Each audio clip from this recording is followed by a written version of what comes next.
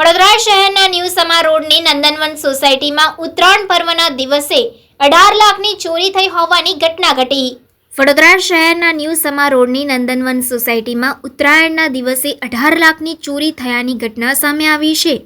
ઉદ્યોગપતિના ઘરમાં ચોરી કરવામાં આવેલ તસ્કર ઉપર કોઈને શંકા ન જાય એટલે ઇન્શર્ટ કરી એક્ઝિક્યુટિવ ડ્રેસમાં ચોરી કરવા માટે આવી પહોંચ્યા હતા। વહેલી સવારથી જ તસ્કરોની સમગ્ર હિલચાલ સીસીટીવી કેમેરામાં કેદ થઈ ગઈ હતી। ઉદ્યોગપતિ પરિવાર સાથે ઉદયપુર ફરવા જતા તસ્કરોએ સોના ચાંદીના દાગીના મળીને 18 લાખ રૂપિયાની મત્તાની ચોરી કરી ફરાર થઈ ગયા હતા। આ મામલે સમા પોલીસે ગુનો નોંધી સીસીટીવી કેમેરાની મદદથી વધુ તપાસ હાથ ધરી છે।